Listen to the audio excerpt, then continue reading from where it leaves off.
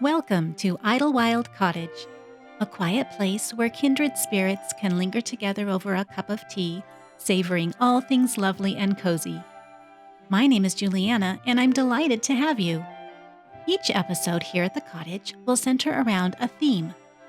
That theme will be celebrated in a number of ways through literature, art, nature, and even some favorite movie scenes. We'll cherish the sweet and simple things of life. So make yourself at home, and I'll put the kettle on. Happy New Year, kindred spirits, and welcome to our winter season here at Idlewild Cottage. For the next several episodes, we'll celebrate the magical coziness connected with this time of year, from snowy outdoor frolics to warm indoor gatherings. During our time together today, we'll soar through a number of snowy scenes connected with sleds and sleighs. As we travel back in time, we'll see that these vehicles are not only playful or romantic, they are also quite practical. Take, for instance, the route Heidi takes with her grandfather in order to pay a visit to Peter the goatherd's grandmother. Swiss author Johannes Berry sweeps us into this brilliant alpine scene in her 1880 classic novel. Heidi has been begging to see the grandmother, but until now, the snow has kept them away. On the fourth day, when at every step it cracked and creaked outdoors, and the snow was frozen hard everywhere, Heidi began again to express her desire to make this visit. Today I must certainly go to the grandmother. The grandfather rose from dinner, climbed up the ladder to the loft, brought down the thick sack that served as coverlet for Heidi's bed, and said, "Well, come along." The child jumped out after him into the glistening snow world. All was quiet now in the old fir trees, and on all their branches lay the white snow.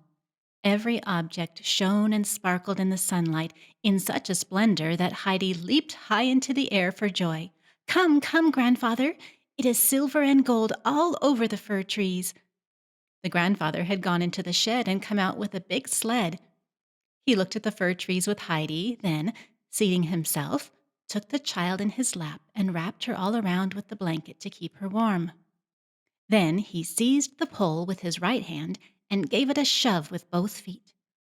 The sled started down the elm with such great speed that Heidi thought she just flew in the air like a bird and shouted along joyously. Poet Jones Very likened a sleigh ride to the sensation of a bird on the wing as well. Very was a contemporary of Thoreau and Emerson and was connected with the American Transcendentalist movement. So, though I wasn't able to find evidence to confirm this, it seems quite likely that he and the Alcotts would have operated in the same circles. Let's look at a couple of stanzas from his poem, Sleigh Ride. Hurrah, hurrah, away they go, far over the hills and fields of snow. Away they go with mirth and glee, like the prisoned bird that's just let free. Away, away, away they fly, swiftly beneath the bright spangled sky. The mirthful laugh chimes in full well with the merry jingle of many a bell. Before I step away from a Louisa May Alcott connection, I'd like to recommend her sweet book, Jack and Jill.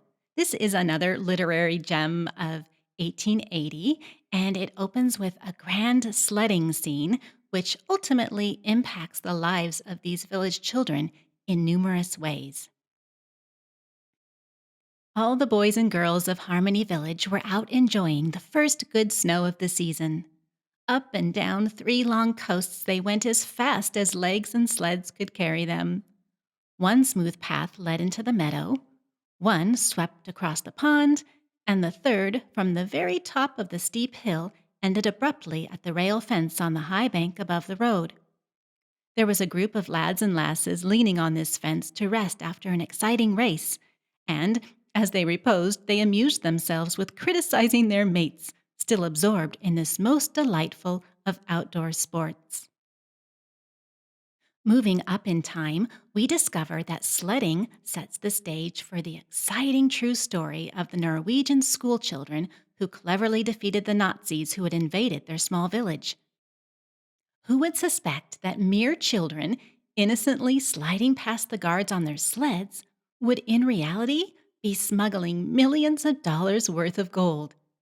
Marie McSwiggan recounts the riveting events in her 1942 book, Snow Treasure. In the opening pages, we see the children at play, little knowing what adventures lie ahead. Beat you to the turn! Peter Lundstrom shot his sled down the long, steep slope. No fair, you started first, Michael Berg protested. School was over for the day, and Peter and Michael were enjoying one of the sled rides the children of Norway never seemed to tire of. At the turn, they paused for breath. Look out! Here come the girls! With that, he headed down another slope, his friend behind him. Of course, the girls catch up, eager for fun, and we find Helga and Lovisa on their heels. We'll catch them at the lookout. Hold on! Catch them they did. Helga, as daring as any boy, drove straight at them, so there was a clamor of yells and a tangle of caps, sweaters, and mittens. This era serves as the backdrop for our first cinematic moment as well. If you'll allow me to borrow from a Christmas movie in January, then the following scene from Christmas in Connecticut will serve us well. Columnist Elizabeth Lane and war hero Jefferson Jones find themselves at a village dance. The room quickly becomes too crowded for the couple, so they slip away for some quiet. A nearby one-horse open sleigh provides a convenient place to sit and visit. Dennis Morgan gallantly ushers Barbara Stanwyck to the sleigh. Assuming it's parked in place, they figure it can't hurt to borrow the seat for just a few minutes. We'll make believe we're going for a ride, Jones declares. But the horse isn't tied up after all. Miss Lane and Mr. Jones don't mind one bit, and off they ride on a romantic, moonlit sleigh ride. Now, for a bit of realism thrown in with romance, let's travel back again to the 1880s, where 15-year-old Laura Ingalls has just been hired as a schoolteacher. Her book, These Happy Golden Years, opens with her sleigh ride journey to the school. On the first trip, Laura rides with Pa. However, her return trip is with a young man. Almanzo Wilder was sitting in a cutter so small that it was hardly more than a heap of furs on the snow behind Prince and Lady. He was muffled in a buffalo coat and a fur cap that was as snug as a hood.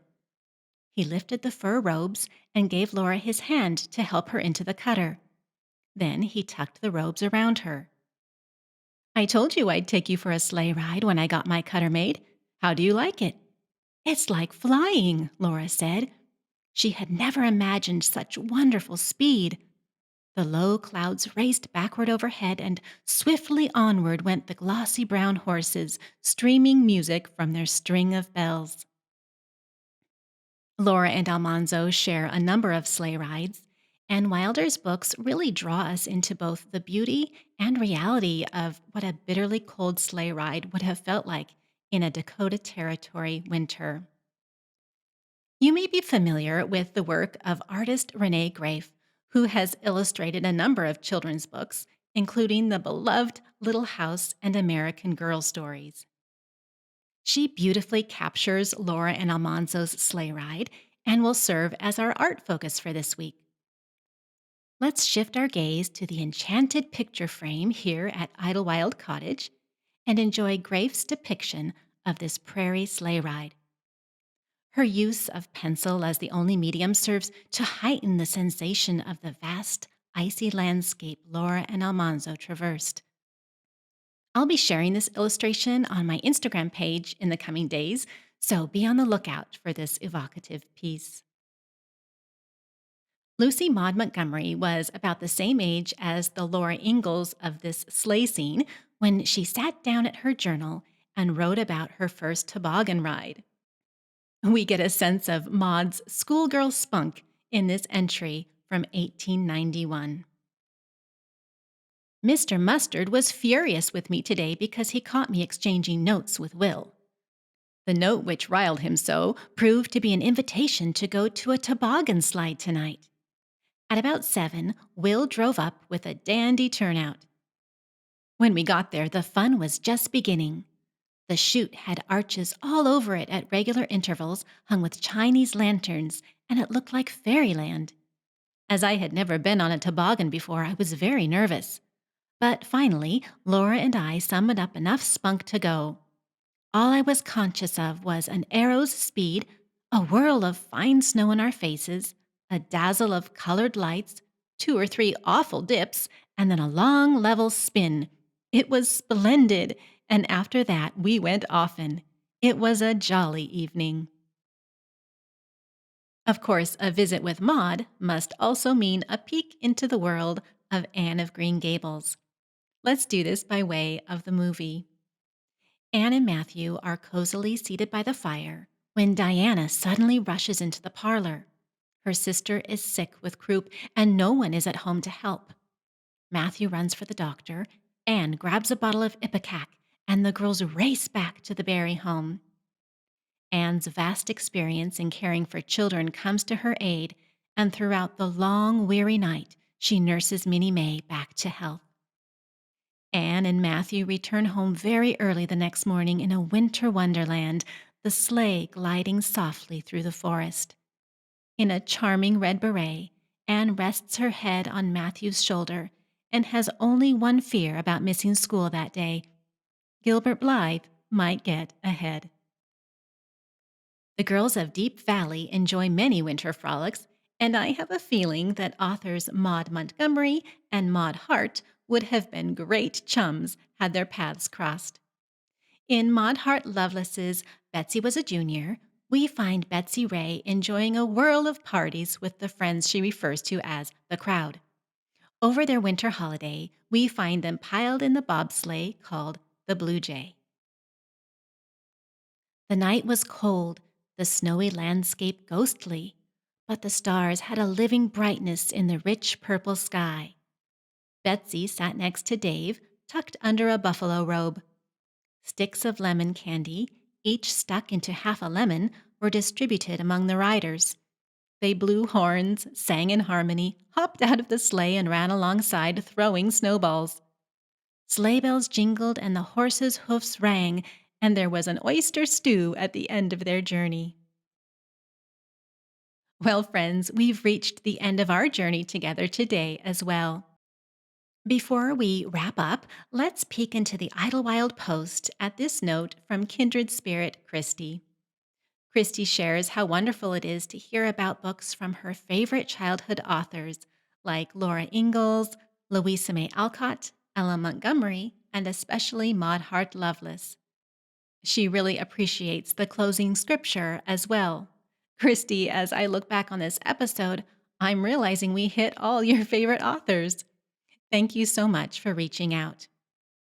Friends, it brings me such joy to hear from you. You can find me on Instagram at Idlewild Cottage.